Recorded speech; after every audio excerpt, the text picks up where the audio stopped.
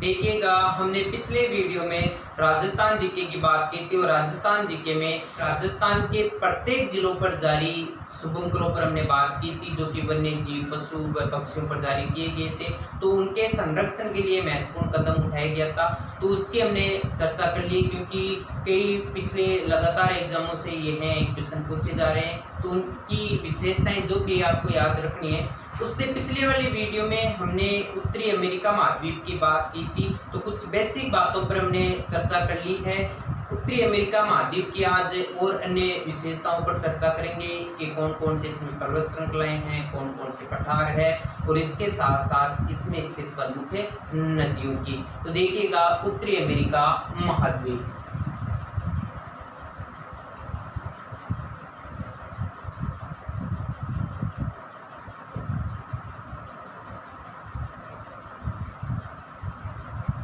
उत्तरी अमेरिका महाद्वीप की बात करें तो इसमें प्रमुख पर्वत श्रेणियां कौन कौन सी है। तो प्रमुख पर्वतीय श्रेणियां देखिएगा, इस उत्तरी अमेरिका महाद्वीप में जो प्रमुख पर्वत श्रेणियां हैं वह इस महाद्वीप के पश्चिम में विद्यमान है। यानी कि सर्वाधिक जो पर्वत श्रेणियां हैं इस महाद्वीप के पश्चिम में विद्यमान है। पश्चिम में विद्यमान होने के कारण इन पर्वत श्रेणियों को पश्चिमी कार्डिलेरा के नाम से जाना जाता है। नाम याद रख लेना कि पश्चिमी कार्डिलेरा जो पर्वत श्रेणियां हैं वह आपके कौन से महाद्वीप में विद्यमान है। उत्तरी अमेरिका महाद्वीप में विद्यमान है। उत्तरी अमेरिका महाद्वीप के यह पश्चिम में विद्यमान है। अब पश्चिम में कहां से कहां तक है, तो उत्तरी अमेरिका के उत्तर में स्थित है अलास्का। अलास्का से दक्षिण में आता है मैक्सिको तक यह विस्तृत है। तो दोनों चीजें आपको ध्यान में रखनी है कि पश्चिमी कार्डिलेरा जो पर्वत श्रेणियां हैं वह कहां से कहां तक है, तो अलास्का से मैक्सिको तक ये विद्यमान है। अब इस पश्चिमी कार्डिलेरा में कौन कौन सी पर्वत श्रेणियां विद्यमान है, यह इंपॉर्टेंट क्वेश्चन बनता है। तो देखिएगा, नंबर 1 सबसे पहले बात करते तो इसमें आएगी जिसका नाम है ब्रूक पर्वतीय श्रेणी। इस महाद्वीप की यह सबसे उत्तरी पर्वत श्रेणी रहेगी और यह स्थित आपकी कहां पर है, अलास्का में। और इस महाद्वीप की यह सबसे उत्तरी पर्वत श्रेणी रहेगी। इसके बाद नंबर 2 की बात करें तो वह हमारे पास रहेगी अलास्का। अलास्का पर्वतीय श्रेणी। इस अलास्का पर्वत श्रेणी की बात करें तो ये कौन सी जगह है, तो यह अलास्का में स्थित है। तो देखिएगा, ब्रूक पर्वत श्रेणी जो कि उत्तरी अमेरिका महाद्वीप की सबसे उत्तरी पर्वत श्रेणी है, वो भी आपकी अलास्का में है। और अलास्का पर्वत श्रेणी वो भी आपकी कहां पर रहेगी, अलास्का में। इस अलास्का पर्वत श्रेणी में उत्तरी अमेरिका महाद्वीप की सर्वोच्च पर्वत चोटी विद्यमान है और इस पर्वत चोटी का नाम है मैकिनले।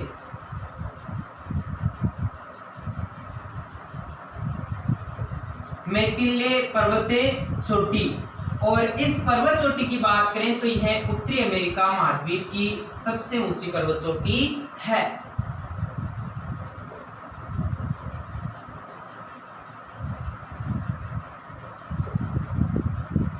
तो यह आपको ध्यान में रखना है।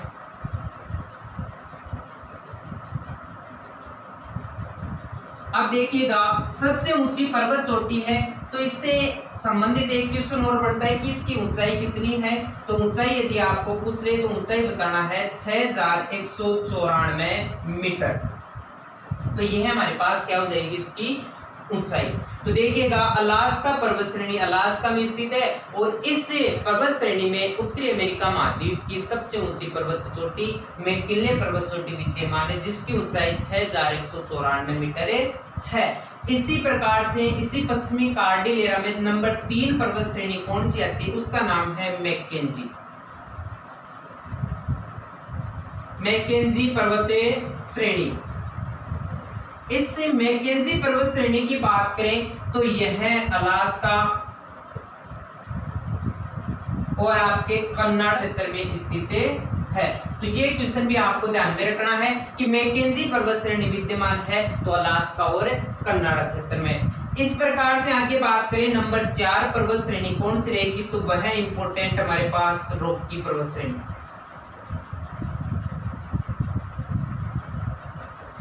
रॉकी पर्वत श्रेणी की बात करें तो यह विश्व की जो प्रमुख 4 हमारे पास जो लंबी पर्वत श्रेणी है उनमें शामिल है। तो देखिएगा बात करते हैं रॉकी पर्वत श्रेणी की, कनाडा प्लस यूएसए क्षेत्र में ये विद्यमान है। इस रॉकी पर्वत श्रृंखला की बात करें तो यह विश्व की दूसरी लंबी पर्वत श्रेणी है। अब देखिए बात करें ये विश्व की दूसरी लंबी पर्वत श्रेणी है तो इस उत्तरी अमेरिका महाद्वीप की क्या हो जाएगी, ये सबसे लंबी पर्वत श्रेणी, सबसे लंबी पर्वत श्रेणी। तो ये क्वेश्चन भी ध्यान में रखना है आपको कि रॉकी पर्वत जो श्रेणी आपकी कनाडा और यूएसए क्षेत्र में विद्यमान है, यह विश्व की दूसरी लंबी पर्वत श्रेणी है और इसकी बात करें तो ये उत्तरी अमेरिका महाद्वीप की सबसे लंबी पर्वत श्रेणी रहेगी। बात करें आगे, मैंने बता दिया कि विश्व की सबसे लंबी पर्वत जो श्रृंखला है वह आपकी एंडीज पर्वत श्रृंखला है, दक्षिणी अमेरिका महाद्वीप में है। दूसरी यदि लंबी पर्वत श्रृंखला पूछ ले तो रॉकी पर्वत श्रृंखला रहेगी, वह उत्तरी अमेरिका में विद्यमान है। तीसरी यदि आपको पूछ ले तो हिमालय पर्वत श्रृंखला रहेगी जो कि एशिया में विद्यमान है। और चौथी नंबर की हमारे पास जो रहेगी जिसे बोलते हैं ग्रेट डिवाइडिंग रेंज जो कि ऑस्ट्रेलिया महाद्वीप में विद्यमान है, तो उसकी भी हमने बातें कर ली। अब जो भी पर्वत श्रृंखलाएं अन्य हमारे पास जो बच गई उनकी भी विस्तृत आगे बात करेंगे। तो यहाँ तक ध्यान में रखना है कि रॉकी पर्वत श्रृंखला कहाँ पर है, ग्रेट डिवाइडिंग रेंज कहाँ पर है, इसके साथ साथ एंडीज पर्वतमाला कहाँ पर है, हिमालय पर्वतमाला कहाँ पर है। तो यह बहुत महत्वपूर्ण क्वेश्चन बार बार इनसे पूछे जाते हैं। तो यहाँ तक समझ में आ गया होगा। अब इसी महाद्वीप में अन्य कौन कौन सी पर्वत श्रृंखलाएं विद्यमान है उनकी भी बातें करते हैं। अब देखिएगा आगे चलते हैं कि अन्य कौन कौन सी पर्वत श्रृंखलाएं हमारे पास बच गई उनकी चर्चा करते हैं।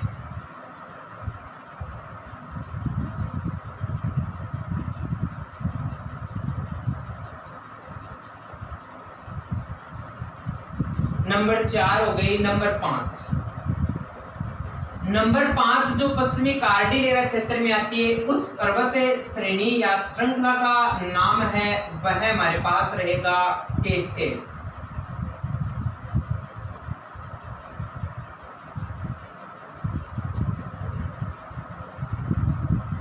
कैस्केड पर्वत श्रेणी की बात करें तो यह कनाडा यूएसए क्षेत्र में विद्यमान है। यानी कौन कौन से क्षेत्रों में ये विस्तृत है, तो आपकी कनाडा और यूएसए क्षेत्र में रहेगी। इसी प्रकार से आगे बात करें नंबर 6 बात करें तो रहेगी कोस्ट रेंज पर्वत श्रेणी।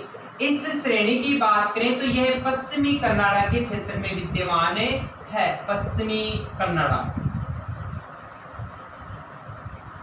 तो ये भी ध्यान में रखना है कि कोस्ट रेंज पर्वत श्रेणी कहां पर है, तो यह पश्चिमी कनाडा के क्षेत्र में। नंबर 7 इसका नाम है सिएरा नेवादा पर्वत श्रेणी।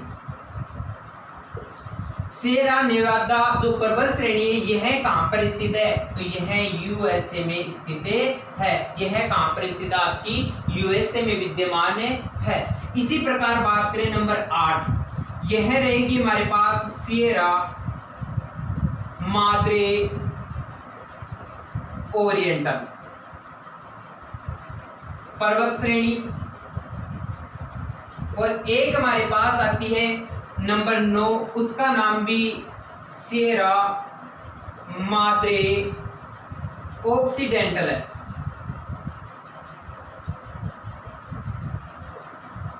पर्वत श्रेणी तो सेम सा नाम है, ध्यान में रखना है। सिएरा माद्रे ओरिएंटल पर्वत श्रेणी और सिएरा माद्रे ऑक्सीडेंटल पर्वतीय श्रेणी। यह दोनों पर्वत श्रेणियां आपके मेक्सिको क्षेत्र में विद्यमान है। तो यह इस महाद्वीप में स्थित है जो पश्चिमी कार्डिलेरा की पर्वत श्रृंखलाएं है। तो यह कार्डिलेरा में सम्मिलित प्रमुख आपकी पर्वत श्रृंखलाएं जो ध्यान में रखना है। तो देखिएगा नंबर 5 की बात करें, कैस्केड पर्वत श्रेणी, यह कनाडा यूएसए क्षेत्र में विद्यमान है। कोस्ट रेंज पर्वत श्रेणी यह पश्चिमी कनाडा के क्षेत्र में विद्यमान है। सिएरा नेवादा जो पर्वत श्रृंखला है यह यूएसए क्षेत्र में आती है। सिएरा माद्रे ओरिएंटल पर्वत श्रेणी यह मेक्सिको क्षेत्र में है। तो सिएरा माद्रे ऑक्सीडेंटल पर्वत श्रेणी कहां पर है, ये भी आपके मेक्सिको क्षेत्र में विद्यमान है। इसी प्रकार आगे बात करते हैं, एक पर्वत श्रृंखला और आती है हमारे पास जिसका नाम है अपलेशियन पर्वतीय श्रेणी। यह ध्यान रखना है पश्चिमी कार्डिलेरा के क्षेत्र में नहीं आती है। तो देखिएगा बात करते हैं अपलेशियन पर्वत श्रृंखला की, यह उत्तरी पूर्वी यूएसए क्षेत्र में विद्यमान है। तो क्वेश्चन कई बार पूछ ले कि अपलेशियन पर्वत श्रेणी विद्यमान है तो यह यूएसए क्षेत्र में विद्यमान है। यूएसए के भी कौन से क्षेत्र में, तो उत्तरी पूर्वी क्षेत्र में, क्योंकि यूएसए के पश्चिमी क्षेत्र में जो आती है हमारे पास वह आती है पश्चिमी कार्डिलेरा पर्वतीय श्रेणियां। इसके बाद बात करते हैं अपलेशियन पर्वतीय जो श्रेणी है यह प्राचीनतम मानी जाती है। यह प्राचीनतम पर्वत श्रेणियों में सम्मिलित है और इसकी तुलना कई बार क्वेश्चन आता है, राजस्थान से संबंधित भी पूछा जाता है कि अरावली पर्वतमाला की जो तुलना की गई है कौन सी पर्वत श्रृंखला से की गई है, तो वह आपकी पर्वत श्रृंखला है अपलेशियन पर्वतीय श्रृंखला। तो ये क्वेश्चन भी ध्यान रखना है। अब आगे बात करते हैं कि हमारे पास कौन कौन से क्षेत्र में पठार आते, तो उनकी बातें कर लेते हैं। तो यह प्रमुख पर्वत श्रृंखलाएं जिनके नाम आपको ध्यान में रखने हैं। आगे चलते हैं पठारों पर कि कौन कौन से इस महाद्वीप में पठार विद्यमान है।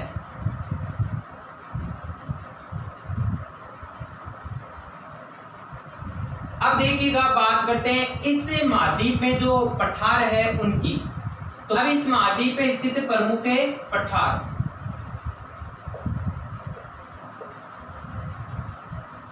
पठार की बात करें तो इस महाद्वीप पे दो प्रकार से हैं। एक होगा हमारे पास जिसे कह सकते हैं अंतरा पर्वतीय पठार, यानी कि वह पठार जो किन्हीं दो पर्वतों के बीच में विद्यमान हो वह होगा आपका अंतरा पर्वतीय पठार। और एक हो जाएगा स्वतंत्र रूप से, स्वतंत्र मतलब कि वह खुला क्षेत्र में विद्यमान हो, तो अंतरा पर्वतीय पठार और एक रहेगा स्वतंत्र। तो देखिएगा अंतरा पर्वतीय पठार में कौन कौन से पठार सम्मिलित है। एक रहेगा हमारे पास यूकान का पठार। यूकान के पठार की बात करें तो यह कौन कौन सी पर्वत श्रेणियों के बीच स्थित है, तो एक रहेगी हमारे पास ब्रूक पर्वत श्रेणी और एक रहेगी हमारे पास जिसे कह सकते हैं हम अलास्का।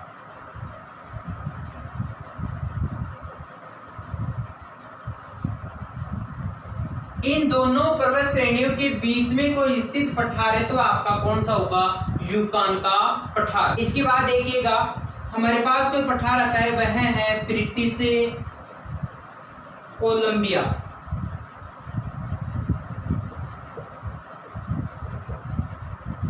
इस पठार की बात करें तो यह कौन कौन सी पर्वत श्रेणियों के मध्य विद्यमान है, तो यह कोस्ट रेंज प्लस हमारे पास कोई पर्वत श्रेणी रहेगी तो वह है रॉकी।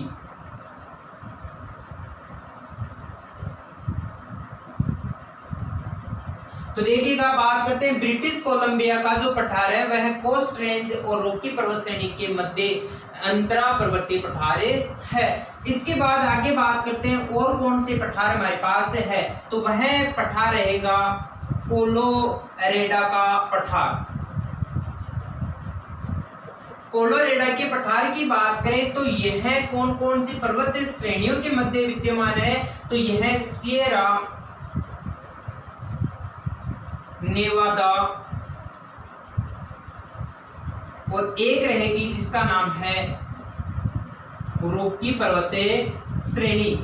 तो ये क्वेश्चन भी ध्यान रखना है। देखिएगा ये तो कोस्ट रेंज और रॉकी पर्वत श्रेणी ये है, यहाँ पर जो है वो सियरा नेवादा और रॉकी पर्वत श्रृंखला है। तो देखिएगा बात करते हैं ब्रिटिश कोलंबिया का पठार कोस्ट रेंज और रॉकी पर्वत श्रेणी के मध्य विद्यमान है। तो कोलोरेडो का जो पठार है वो सियरा नेवादा और रॉकी पर्वत श्रेणी के मध्य विद्यमान है। इसी प्रकार एक पठार और है जिसका नाम है मैक्सिको का पठार।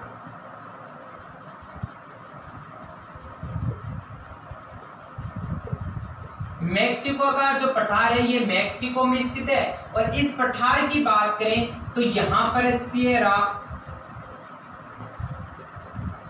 माद्रे ओरिएंटल और एक कौन सी है वह रहेगी सियरा माद्रे ऑक्सीडेंटल। इन दोनों पर्वत श्रेणियों के मध्य यह विद्यमान है। तो इस प्रकार के जो हमारे पास पठार है वह कौन कौन सी पर्वत श्रेणियों के मध्य स्थित है तो आपको ध्यान में रखने, और वह पठार से पठार कहलाएंगे आपके अंतरा पर्वतीय पठार। तो यूकान का पठार ये भी एक अंतरा पर्वतीय पठार है। ब्रिटिश कोलंबिया, कोलोरेडो और मैक्सिको का पठार भी आपके अंतरा पर्वतीय पठारों में आते हैं। इसके बाद ध्यान में रखना है कौन सा पठार कौन सी पर्वत श्रेणी के मध्य में विद्यमान है, यही क्वेश्चन बड़े मायने रखता है। इसके बाद स्वतंत्र पठार भी एक ध्यान में रखना है जिसका नाम है एडवर्ड। एडवर्ड पठार जो आपका है वो ध्यान रखना है स्वतंत्र माना जाता है। और एक है जोकार्क का पठार। जोकार का पठार भी ये भी कौन सा है आपका स्वतंत्र पठार है। तो इस प्रकार के जो भी पठार है वह आपको ध्यान में रखने हैं। उत्तरी अमेरिका महाद्वीप में विद्यमान है, कौन सा अंतरा पर्वतीय है और कौन सा स्वतंत्र है। आगे चलते हैं हमारे पास इस महाद्वीप में स्थित प्रमुख नदियों की बात करते हैं, कौन कौन सी इस महाद्वीप में नदियां प्रवाहित होती है। तो देखिएगा बात करते हैं प्रमुख नदियों की। प्रमुख नदियां उत्तरी अमेरिका जो महाद्वीप है इस महाद्वीप की बात करें तो इसमें कौन कौन सी प्रमुख नदियां आती है। तो सबसे पहले हमारे पास जो रहेगी वह है मिसिसिपी, मिसौरी नदी।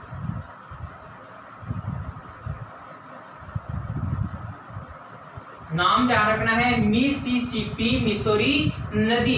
यह इस महाद्वीप की सबसे लंबी नदी है।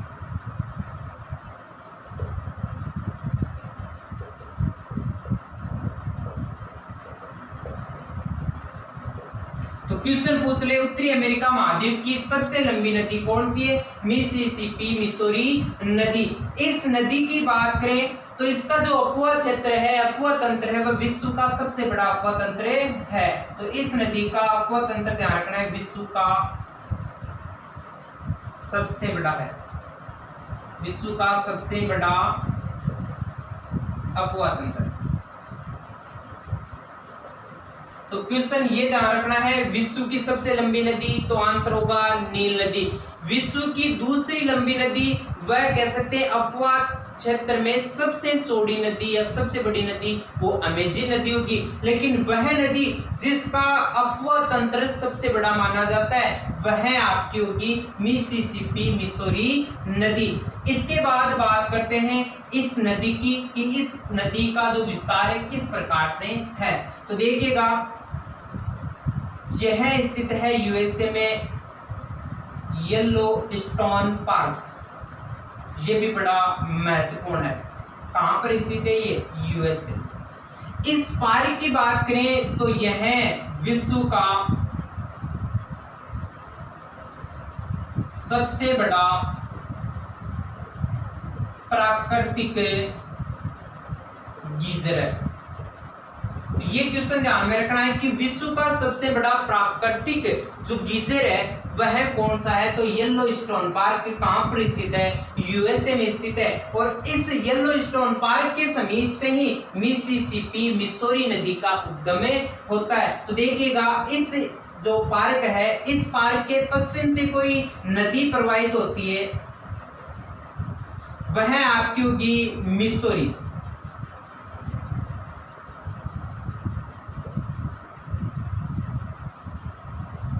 यहां से क्या हो जाएगा इसका उद्गम। येलोस्टोन जो पार्क है इसके पश्चिम से कोई नदी प्रवाहित होती है तो वह होगी आपकी मिसौरी नदी। और इसके पूर्व में एक झील विद्यमान है, उसका नाम है इटास्का। और इस झील से कोई नदी प्रवाहित होती है तो वह आपकी होगी कौन सी नदी, मिसिसिपी नदी।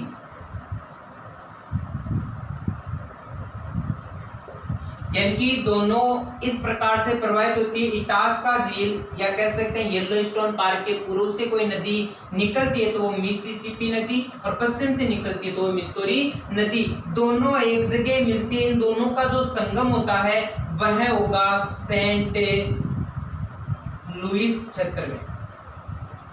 और इसके बाद ये नदी आगे प्रवाहित होती हुई मैक्सिको की खाड़ी में जाकर गिरे जाती है।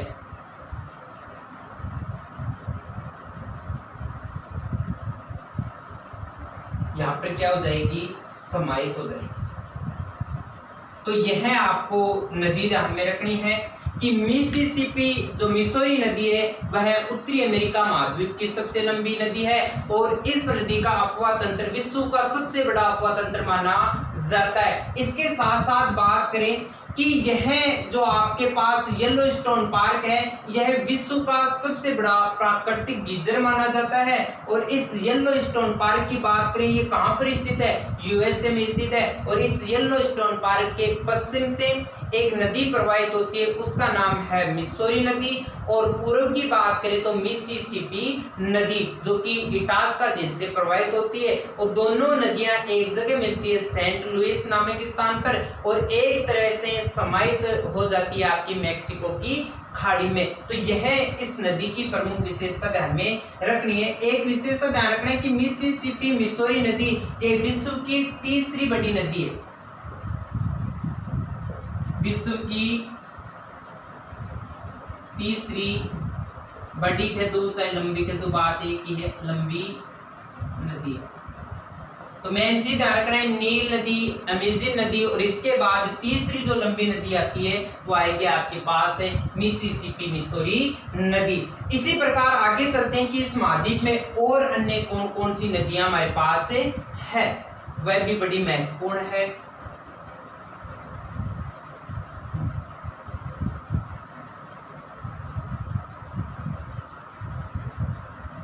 आगे बात करते हैं कौन कौन सी हमारे पास नदियां हैं।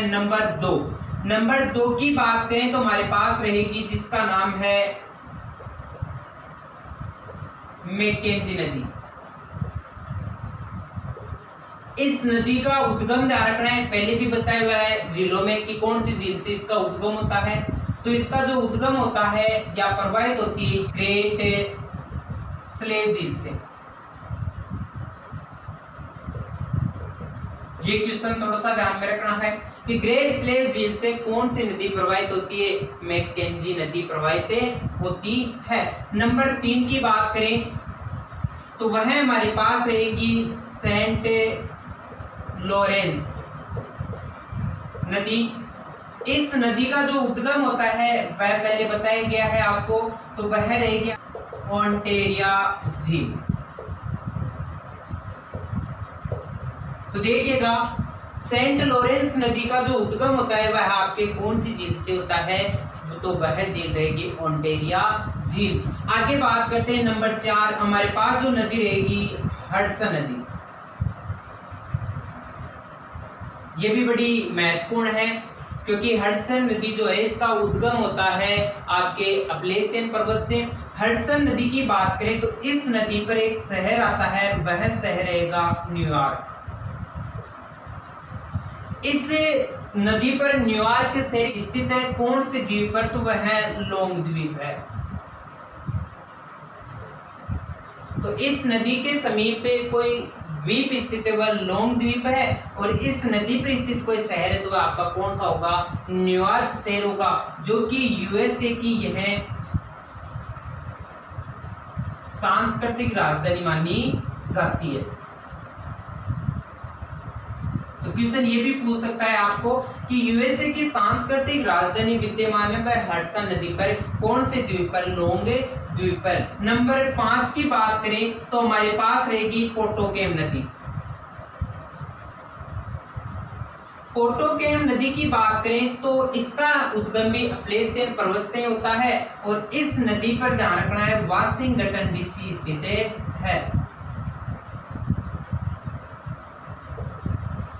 वाशिंगटन जो डीसी स्थित है वो आपके कौन सी नदी पर स्थित है? पोटोकेम नदी पर स्थित है। तो यह कहलाती है आपकी यूएसए की प्रशासनिक राजधानी।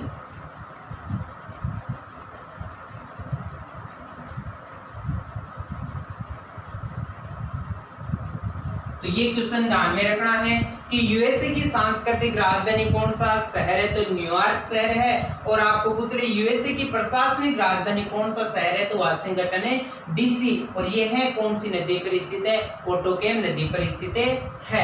एक नदी हमारे पास आती है जिसका नाम है कोलोरेडो नदी, बड़ी इंपॉर्टेंट है। कोलोरेडो नदी की बात करें तो यह कौन से पठार से गुजरती है? तो पठार होगा कोलोरेडो का पठार।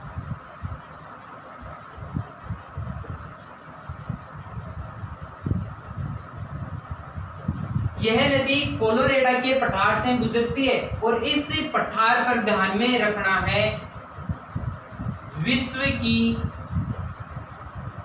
सबसे बड़ी गोर्ज, जिसे कहते हैं ग्रांड कैनियन। इसका क्या करती है? निर्माण करती है। तो कोलोरेडो नदी ध्यान रखना है कोलोरेडो के पठार पर विश्व की सबसे बड़ी गोर्ज, जिसे कहते हैं ग्रांड कैनियन, इसका निर्माण करती है। तो ये क्वेश्चन भी ध्यान में रखना है कि वह नदी जो विश्व के सबसे बड़े कैनियन का निर्माण करती है, गोर्ज का निर्माण करती है, वह आपके पास नदी कौन सी होगी? कोलोरेडो नदी। एक नदी हमारे पास है उसकी चर्चा हम कर लेते हैं और वह नदी होगी हमारे पास यूकान नदी। यूकान नदी की बात करें तो इस नदी की प्रमुख विशेषता यह रहेगी कि यह अलास्का क्षेत्र में 10,000 द्वारों की घाटी का निर्माण करती है।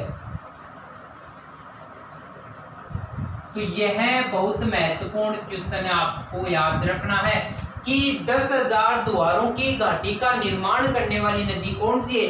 यूकान नदी। कौन सी जगह इसका निर्माण करती है? अलास्का क्षेत्र में निर्माण करती है। और इसके बाद ये नदी आपके जो बेरिंग सागर उसमें जाकर समाहित हो जाती है। तो इस महाद्वीप में प्रवाहित होने वाली यह प्रमुख नदियां हैं जिनकी विशेषता आपको ध्यान में रखनी है। तो देखिएगा एक बार वापस से कि मैकेंजी नदी की बात करें उद्गम ग्रेट स्लेव झील से होता है। सेंट लॉरेंस नदी का उद्गम ऑन्टेरिया झील से होता है। हडसन नदी की बात करें तो इस पर न्यूयॉर्क शहर स्थित है, लोंग द्वीप पर स्थित है। और उसकी बात करें तो यह यूएसए की सांस्कृतिक राजधानी रहेगी। पोटोकेम नदी की बात करें तो इस पर वाशिंगटन डीसी स्थित है, जो कि इसका देखो डीसी का मतलब है डिस्ट्रिक्ट ऑफ कोलंबिया। इसके बाद बात करें यूएसए की प्रशासनिक राजधानी माना जाता है।